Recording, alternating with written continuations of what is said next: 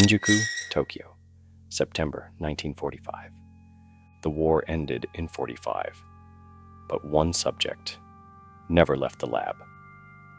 Lieutenant Edward Halbrook's bloodied fingers froze as he lifted the rust-welded lockbox from beneath the splintered floorboards, discovering that what he thought was dried mud caking its surface was actually pulverized human teeth.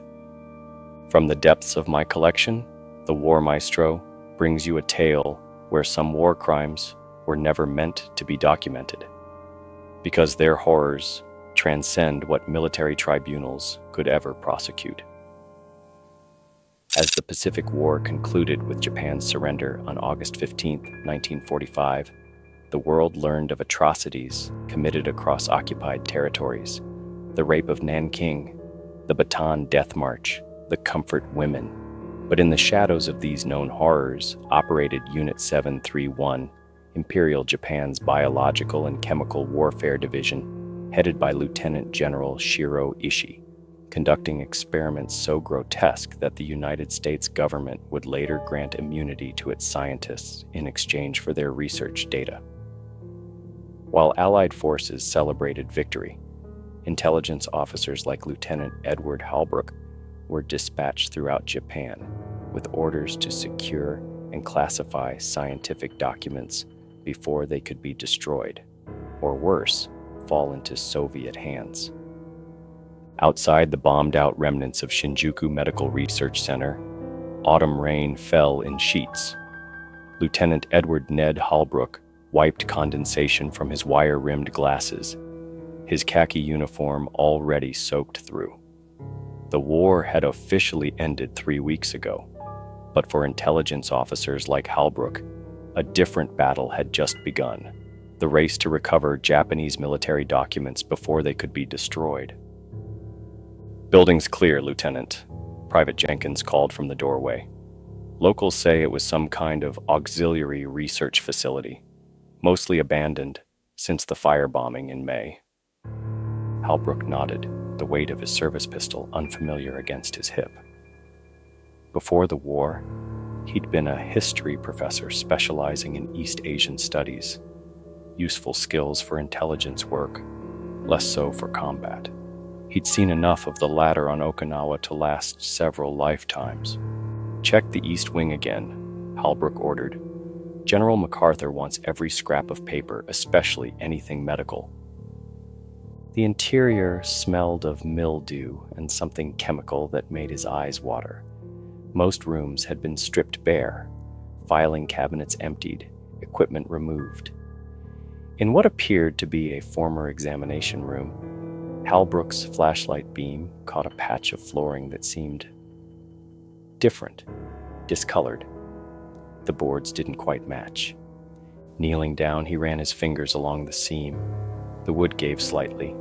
Using his combat knife, Halbrook pried up the board, then another. The beam of his flashlight illuminated something metallic below. A lockbox, roughly the size of a typewriter case, its surface stained with what appeared to be dried blood. The box was surprisingly heavy. No identifying marks except for a series of numbers stamped into the metal. 731-88. The lock yielded easily to Halbrook's knife. Inside lay 3 items: a manila folder labeled in kanji with Case 88, Subject Retained, a torn black and white photograph showing what appeared to be a young Chinese boy strapped to an examination table, and a single reel of 8mm film. The folder contained detailed medical notes in Japanese. Halbrook's translation skills were rusty, but certain phrases leapt out immediately. Remarkable regenerative properties, continued consciousness despite removal of, and subject maintains visual tracking without eyes. A final notation, dated August 15, 1945, the day of Japan's surrender, was scrawled in hasty characters. "He left. We don't know how." At the bottom of the page was a signature: Lieutenant Dr. Tomoyuki Endo, Unit 731. Halbrook's blood ran cold. Even among intelligence officers, Unit 731 was spoken of in whispers. Japan's biological warfare division, where experiments too horrific to contemplate had been conducted on prisoners of war. And now, somehow, he held evidence of their work in his hands. "Sir?" Jenkins appeared in the doorway. "Found something." Halbrook closed the box quickly. Nothing of importance, just some old medical records. That night, alone in his quarters, Halbrook threaded the film into a projector. The first frame flickered to life, showing a sterile room, bare except for an examination table, and on it, a small figure stared directly into the camera with eyes that never blinked. Halbrook's quarters at the requisitioned Daiichi building hummed with the mechanical whir of the Bell and Howell projector. Outside, American jeeps patrolled Tokyo's shattered streets. But inside, time seemed suspended as the first scratched frames flickered against his wall. A date stamp appeared. March 17th, 1943. Subject 88. Initial assessment. The film quality was poor, grainy, underexposed, but the subject was unmistakable. A Chinese boy, perhaps 12 years old, strapped to a metal examination table. Unlike most medical documentation Halbrook had seen, there was something profoundly wrong with this footage. The boy wasn't struggling. He wasn't crying. He simply stared directly into the camera with unnaturally still eyes. A hand appeared at the edge of the frame, gloved, methodical, holding a scalpel. As it moved toward the boy's chest, Halbrook instinctively braced himself, but the boy's expression never changed. No flinching, no fear, just that unblinking stare. The footage jumped, the way spliced film does, now labeled March 23rd, 1943. The same boy, the same room, but something had changed. His skin had developed a mottled pattern, grayish-blue discoloration spreading across his visible torso. A thermometer was placed in his mouth, then removed. The reading was held up to the camera, 78.3 degrees Fahrenheit, far below normal human body temperature. Another jump, April 2nd, 1943.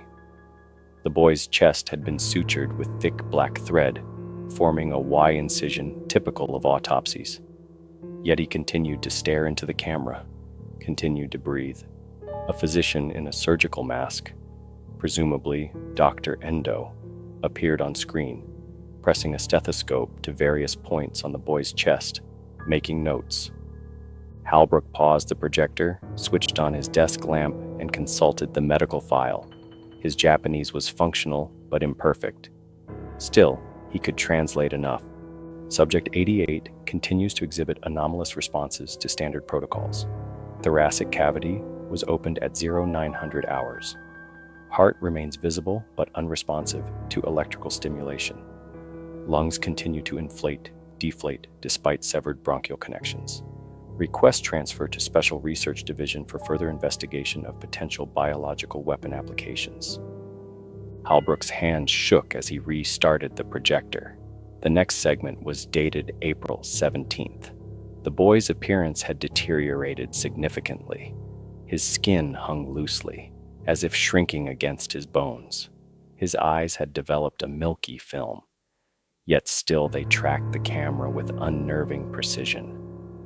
A final segment, dated August 15th, 1945, Japan's Surrender Day. The room appeared in disarray, papers scattered across the floor, equipment missing. The camera had been hastily set up, off-center. The examination table was empty, restraints hanging open. For 3 seconds, nothing happened. Then a shadow passed between the camera and the empty table. The film abruptly ended. Halbrook sat motionless in the dark, the projector's cooling fan the only sound in the room.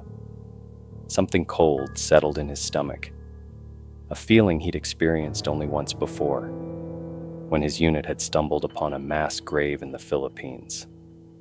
The feeling of discovering something fundamentally wrong with the world. He reached for the telephone, then hesitated. Who would he even call? What would he say? The telephone rang. At 2:17 in the morning. Halbrook stared at it, counting the rings. On the fourth, he answered, "Hello?" Silence. Then a sound like distant, labored breathing. "Who is this?" Halbrook demanded. The breathing continued for several seconds, then stopped. Just before the line went dead, Halbrook heard what sounded like a child's voice, speaking in accented English. "I can see you." October 3rd, 1945. 17 days since discovering the lockbox. Halbrook hadn't slept more than 3 hours at a stretch since. Dark crescents had formed beneath his eyes, his cheeks hollowed.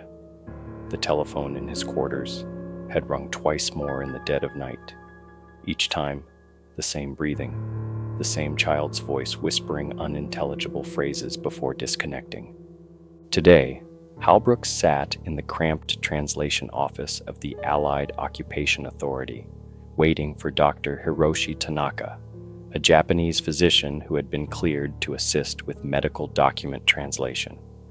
Dr. Tanaka had taught at Tokyo Imperial University before the war, untainted by military connections, or so his file claimed. Lieutenant Halbrook, a slight man with wire-rimmed glasses, appeared in the doorway. "I am Dr. Tanaka. You have documents for me?" Halbrook gestured to the chair opposite his desk. "Doctor, what I'm about to show you is classified. You'll translate everything, but discuss it with no one." Tanaka nodded stiffly. "I understand." Halbrook slid the manila folder across the desk. "It's medical documentation from a Unit 731 facility." Tanaka's hand froze halfway to the folder. "Unit 731? Something flickered across his face. Recognition, perhaps fear. "Lieutenant, I should inform you. Just translate," Halbrook interrupted, page by page.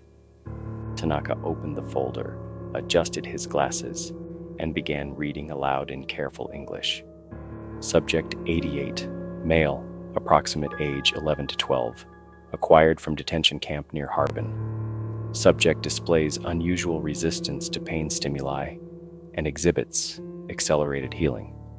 Initial vivisection performed without anesthesia to document pain response. Tanaka paused, swallowed, continued. March 25th. Subject demonstrates unprecedented tolerance to extreme temperature exposure. Tissue samples remained viable after freezing to negative 30 degrees Celsius. Upon reimplantation, tissue reintegrated with host. Tanaka's voice faltered. "Lieutenant, this..." "Continue," Halbrook commanded, his own voice barely steady. April 7th. Subject shows no signs of cardiac failure despite operative removal of left ventricle. Blood continues to circulate. Brain activity remains consistent with conscious awareness. Tanaka set the papers down, his hands trembling slightly. "There are terms here. Medical impossibilities. No human could..." "Yet they documented it," Halbrook said, "filmed it." Tanaka turned the page, then frowned. "This section, it was not written by Dr. Endo. The handwriting is different." He translated slowly. May 9th, subject communicates with deceased test subjects despite physical separation. Night staff report hearing voices from containment room B, where terminated subjects are stored. Subject 88 appears to serve as conduit. Recommend termination protocol. May 12th, termination unsuccessful. Subject 88 persists despite complete cerebral extraction. Dr. Endo has ordered no further termination attempts. Tanaka looked up, face ashen. The final entry is from August 15th, the surrender day. He read, "Evacuation protocol initiated. American forces approaching. Subject 88 missing from containment. Security logs show no breach. Last monitoring indicates..." Tanaka stopped abruptly. "What does it say?" Halbrook demanded. Tanaka's voice dropped to a whisper. Last monitoring indicates subject was observed whispering your name, Lieutenant Halbrook, repeatedly. The room seemed to drop several degrees in temperature. That's impossible, Halbrook said. This document is from 1945. I wasn't assigned to Japan until after the surrender. Tanaka stared at him. Then how did this child know you would find him? Halbrook snatched the paper, scrutinizing the Japanese characters. They were unmistakable. Lieutenant Halbrook. These are the original documents? Tanaka asked carefully. Yes, Halbrook confirmed. Found in a sealed box. Tanaka removed his glasses, polished them methodically with his handkerchief. Lieutenant, there is something you should know. In 1943, I was briefly consulted on a case at Tokyo Imperial University Hospital. A child patient with unusual conditions. The attending physician was visiting from Manchuria. His name was Tomoyuki Endo. Halbrook felt his pulse quicken. And the patient? I never saw him directly, but I heard him through the door, speaking the names of everyone who would enter the room before they arrived. Late October brought unusually cold weather to Tokyo. Halbrook huddled in his overcoat as he crossed the compound to his office, clutching a thermos of coffee that did little to warm him. 3 weeks had passed since his meeting with Dr. Tanaka. The physician had disappeared the following day, reassigned to Kyoto, according to official records. Halbrook's attempts to contact him had been met with bureaucratic walls. Something was happening to the file. Each morning, Halbrook would unlock his desk drawer to find the pages subtly rearranged, sentences that hadn't been there before, appearing in the margins.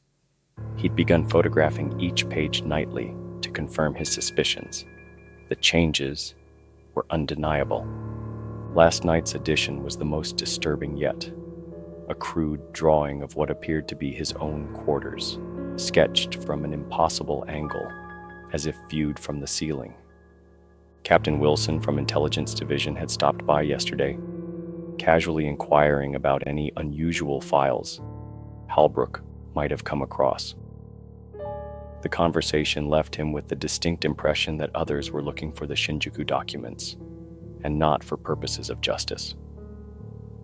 "Morning, Lieutenant," Jenkins said, falling into step beside him. "You look like hell." Halbrook managed a thin smile. "Thanks for noticing. Word is Colonel Mitchell wants to see you. Something about document classification protocols." Halbrook nodded, the knot in his stomach tightening. Colonel Mitchell oversaw intelligence transfers to Washington and determined which Japanese research would be granted immunity in exchange for data. Inside his office, Halbrook removed the lockbox from his desk safe, spreading its contents across the blotter. He'd avoided watching the film again, but the images remained burned into his memory. The boy's unblinking stare, the mechanical rise and fall of his chest after his heart had been removed.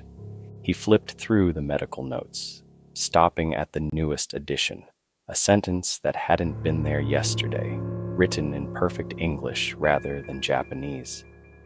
"I am beneath your bed each night, watching you breathe." Halbrook's hands trembled as he gathered the documents. The telephone on his desk rang sharply, making him flinch. He answered, composed. "Intelligence Division, Lieutenant Halbrook speaking." "Lieutenant."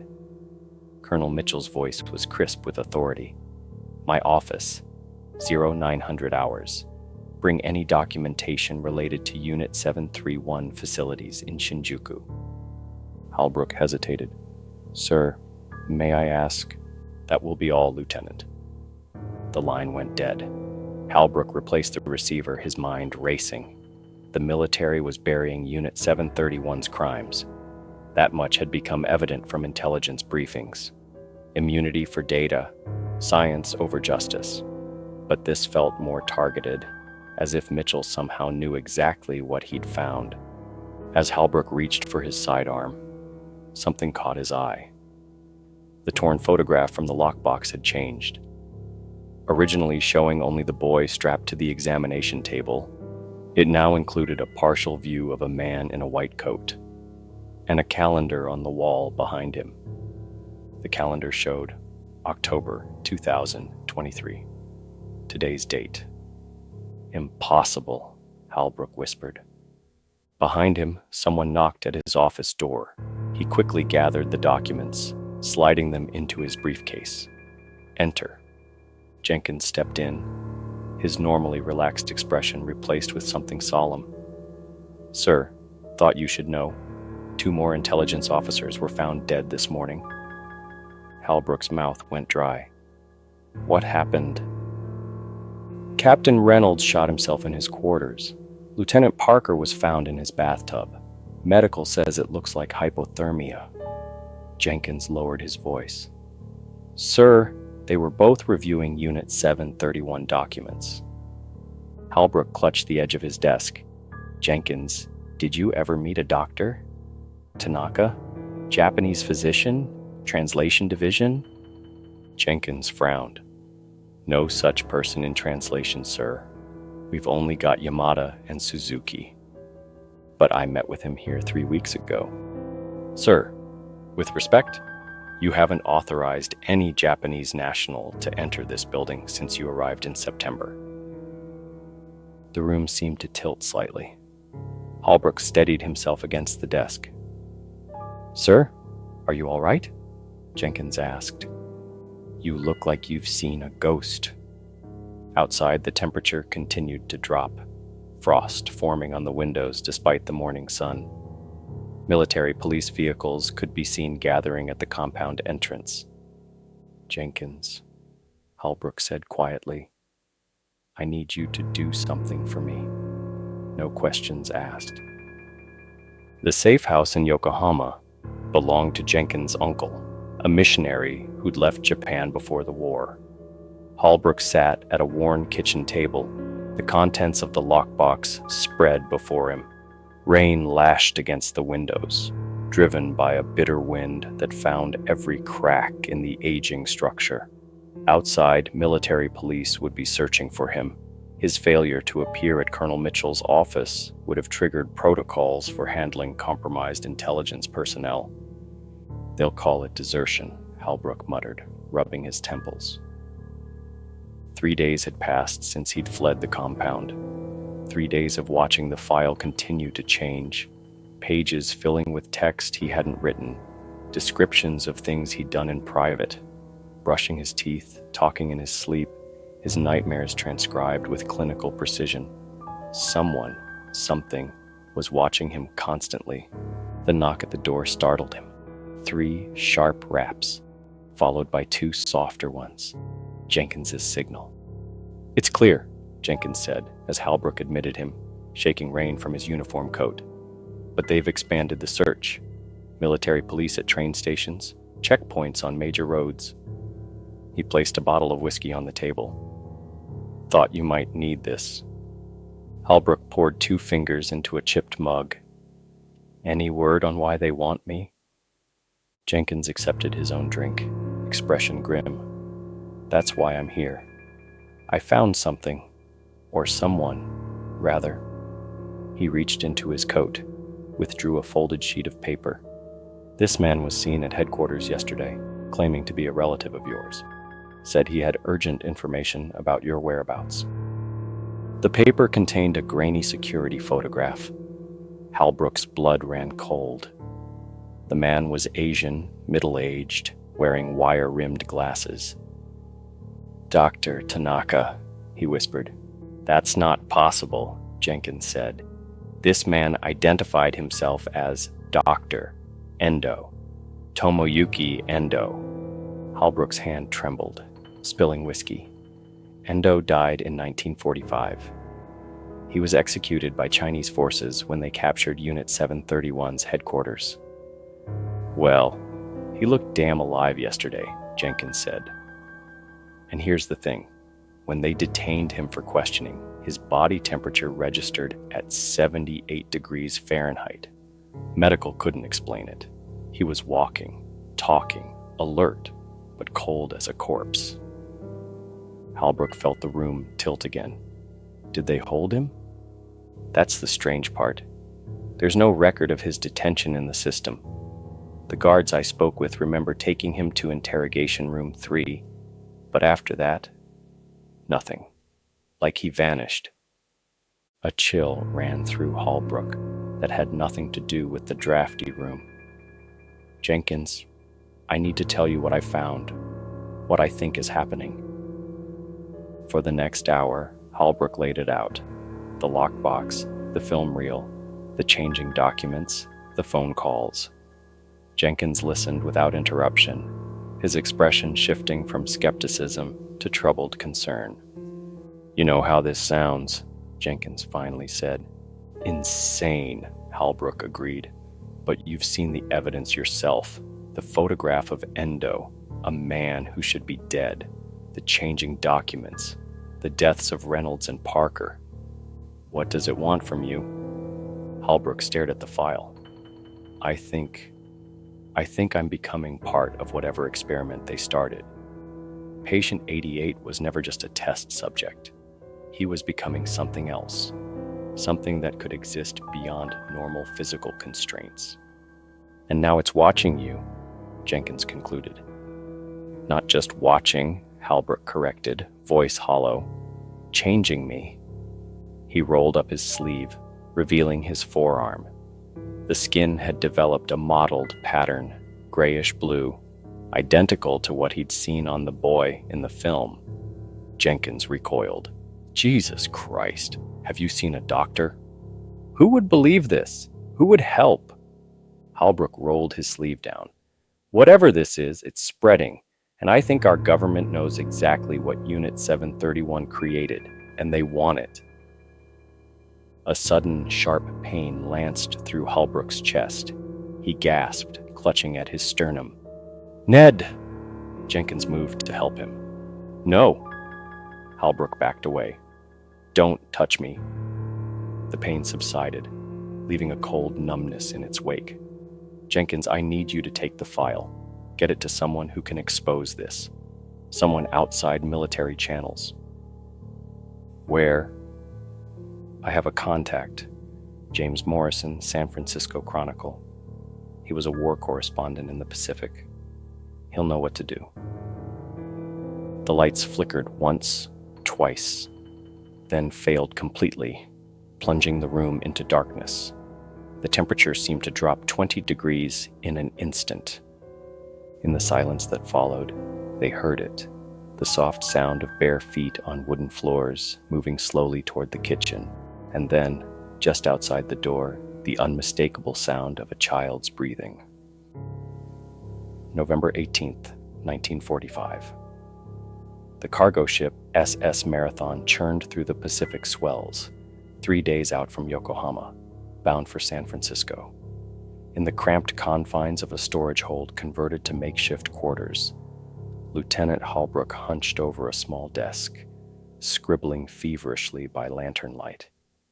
His handwriting had grown erratic, the words occasionally sliding into incomprehensible patterns before he forced them back to English.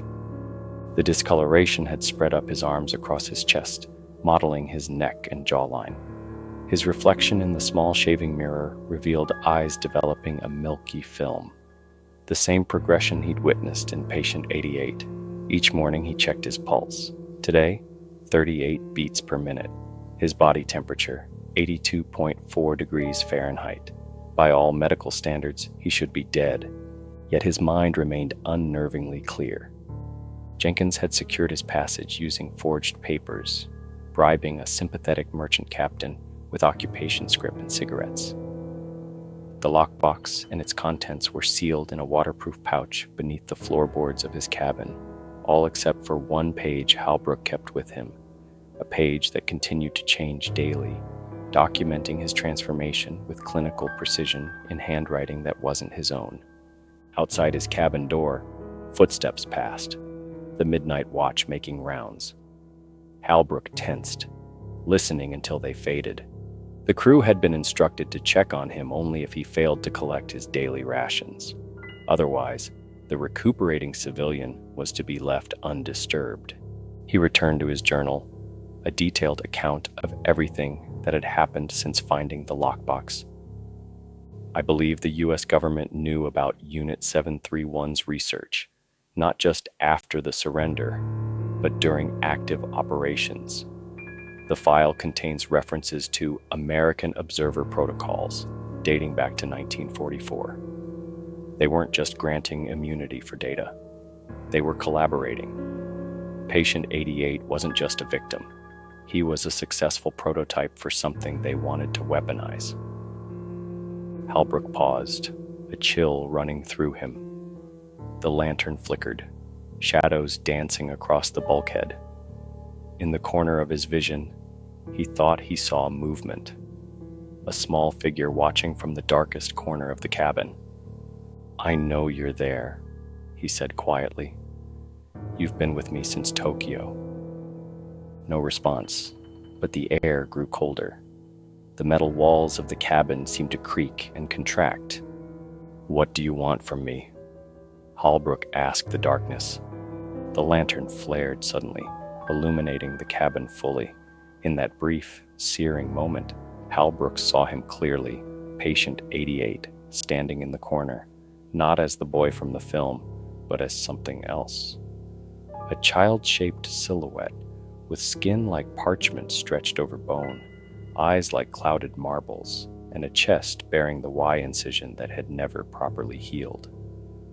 The lantern extinguished itself, plunging the cabin into blackness. Halbrook didn't scream.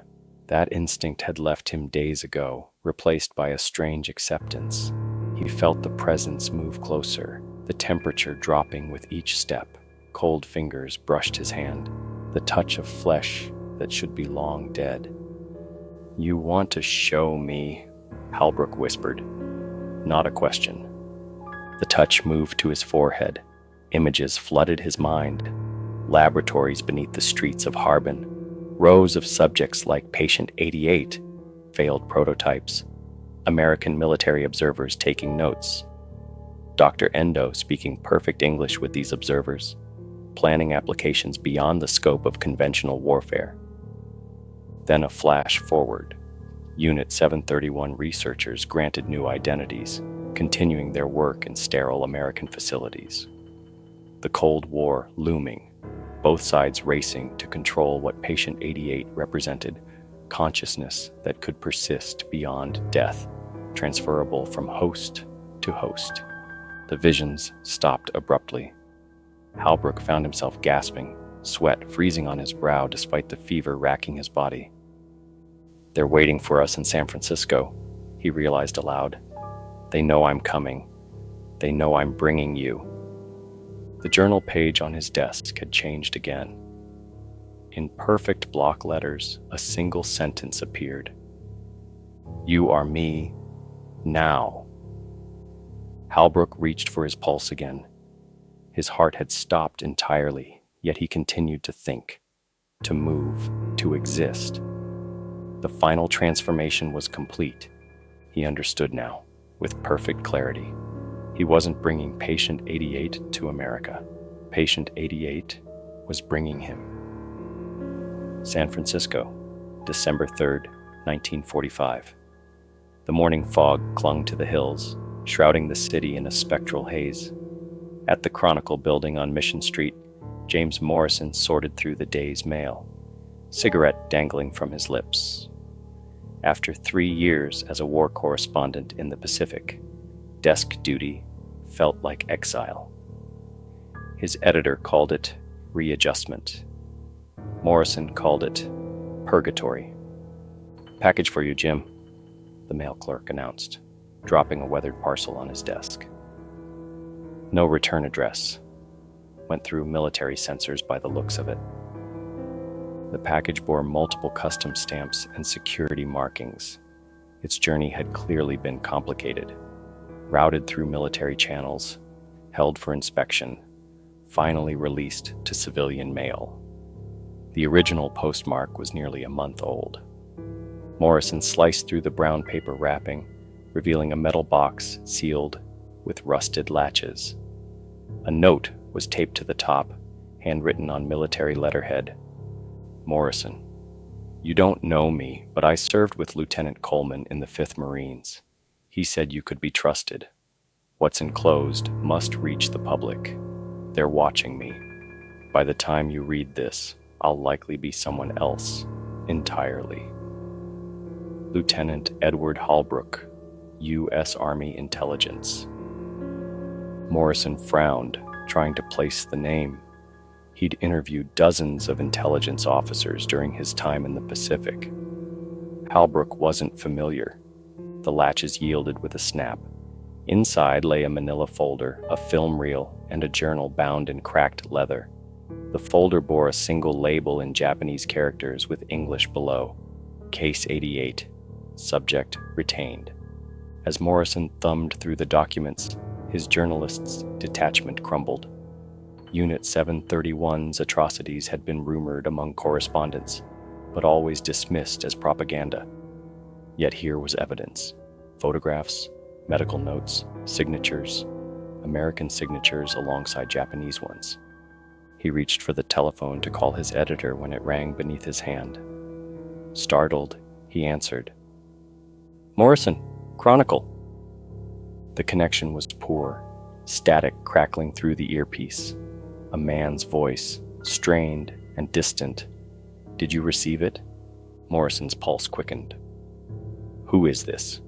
Holbrook. The box. Did you open it?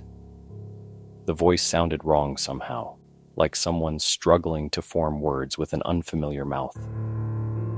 I have it right here. Listen, we need to meet. It's too late for that, the voice interrupted. I'm not myself anymore, but I fulfilled my purpose. I got it to you. Where are you calling from? The post office, Mission Street branch. A pause then. It's very cold here. Morrison glanced out his window. The Mission Street post office stood directly across from the Chronicle building. Stay there. I'm coming down. No! The voice became urgent. Don't look for me. Just publish it. They'll try to stop you. Claim national security. Threaten treason charges. Don't let them bury this. The line went dead. Morrison grabbed his coat, the file tucked securely under his arm, and raced down the stairwell. Traffic parted reluctantly as he sprinted across Mission Street to the post office. Inside, business proceeded normally. Customers queuing. Postal workers sorting mail. No sign of disturbance. At the counter, Morrison flashed his press credentials. Man just used your phone. Military type. Might have seemed unwell. The clerk looked confused.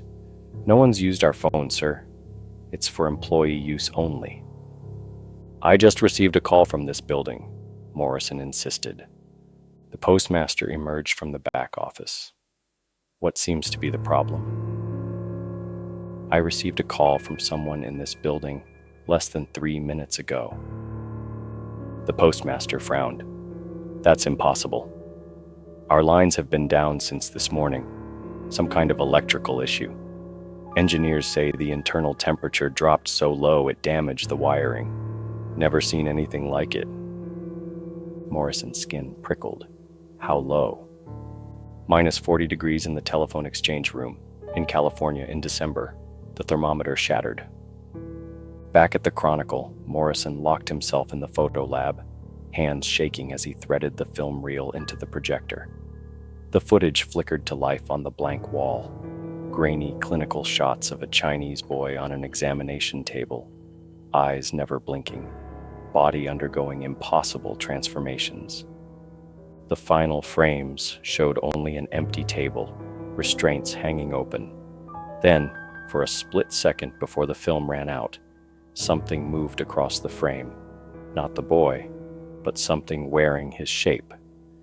Morrison ejected the film with trembling fingers. He'd publish the story. Consequences be damned. As he gathered the materials, something fell from between the journal pages. A torn photograph he hadn't noticed before. It showed a man in military uniform standing behind a desk, face just out of frame. The desk bore a nameplate, James Morrison, San Francisco Chronicle. The photograph was dated tomorrow. On his desk, the telephone began to ring. If this case file from the War Maestro's archive left you checking the temperature of your room, you're now part of those who know. Make sure your telephone isn't ringing when no one's calling, and subscribe to access more classified military horrors that history tried to bury. Hit that notification bell. You'll want immediate alerts when our next confidential document is declassified. Share this story with fellow seekers of the dark truths behind military operations. Remember, some files are still searching for new readers.